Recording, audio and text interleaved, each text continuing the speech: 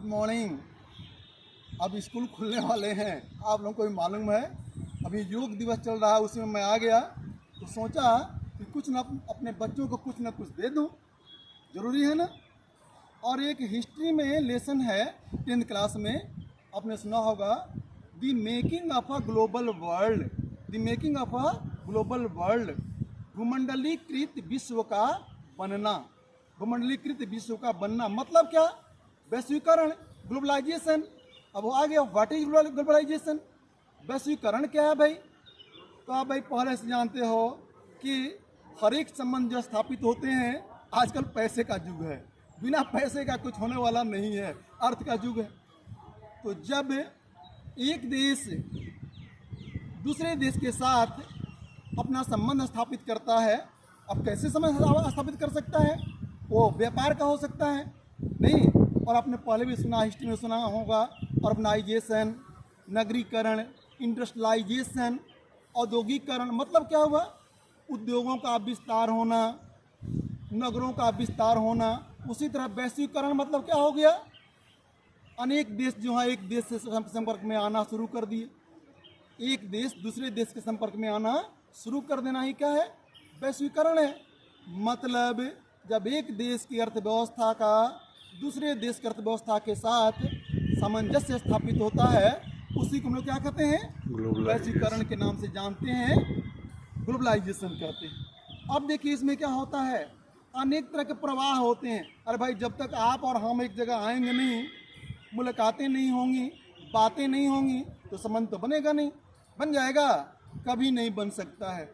उसी तरह से जब जो दो देश जो हैं आपस में संबंध स्थापित करते हैं, उसमें 3 तरह के प्रवाह होते हैं, ध्यान रखना। 3 तरह के प्रवाह होते हैं, फ्लो होते हैं। एक होता है flow of capital, flow of capital, पूंजी का प्रवाह। दूसरा होता है flow of labour, flow of labour, श्रम का प्रवाह। और तीसरा होता है फ्लो ऑफ ट्रेड, व्यापार का प्रवाह। मतलब 3 तरह के प्रवाह हो गए, पूंजी का प्रवाह, व्यापार का प्रवाह और श्रम का प्रवाह। माने ये एक स्थान दूसरे स्थान पर जाने लगे। और आप जानते ही हो कि जब व्यापार होगा तो उसके साथ साथ और लोग भी जाएंगे। वहाँ का जो आप भी कहीं जाते हो, आपके साथ उसका कल्चर, आपका संस्कृतियाँ, समाज, आपका व्यवहार, रहन सहन, सब कुछ जाता है। और जब हम लोग कुछ कहीं जाते हैं तो कुछ लेकर जरूर जाते हैं, जाएं ना जाएं, आपका जो व्यवहार है, अनुशासन है, विनम्रता है, उससे भी हर एक व्यक्ति हर एक चीज़ सीखता है।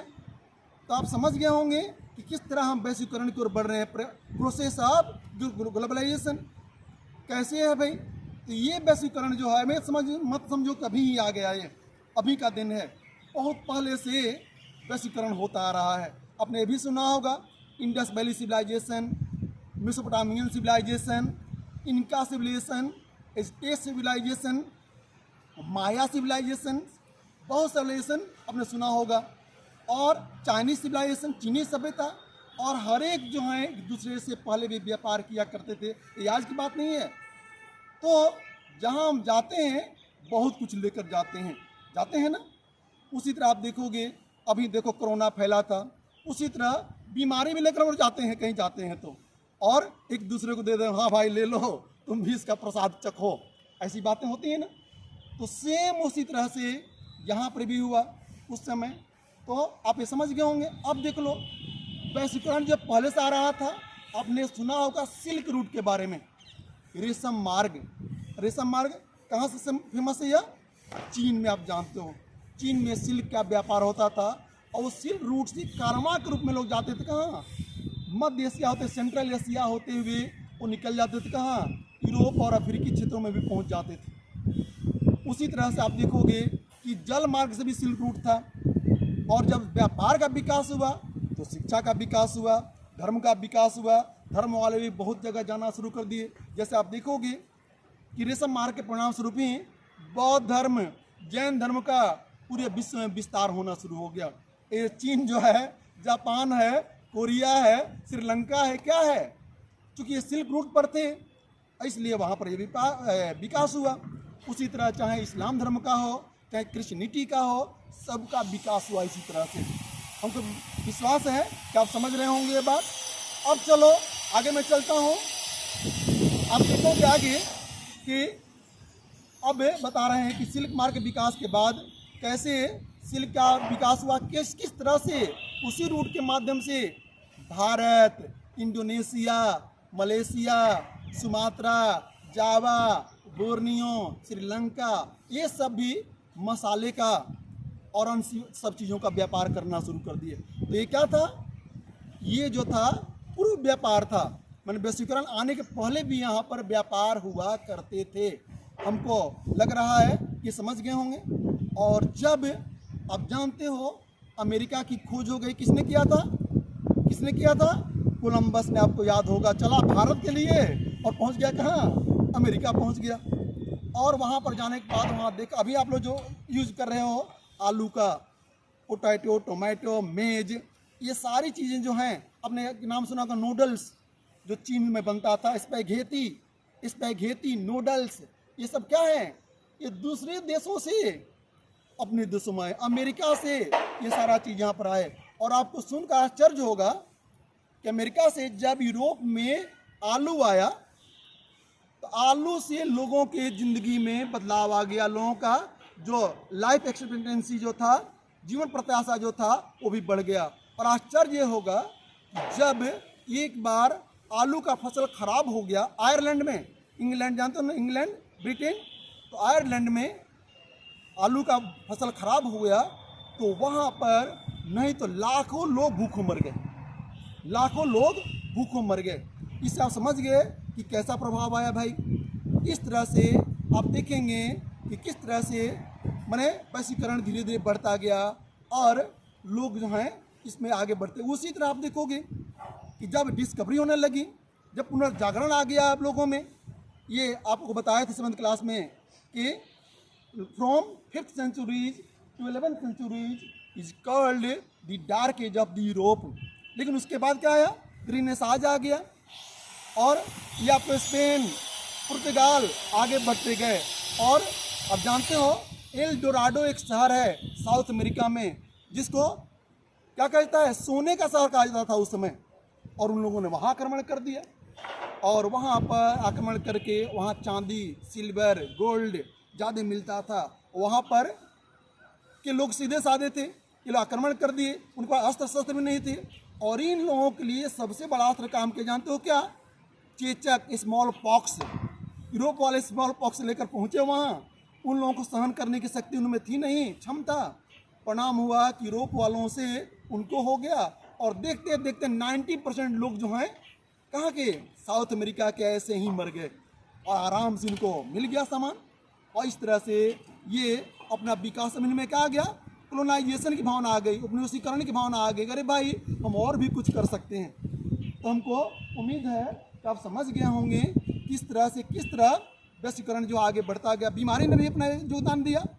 उसी तरह नूडल्स किस तरह हमने बहुत से लाभ भी हुए।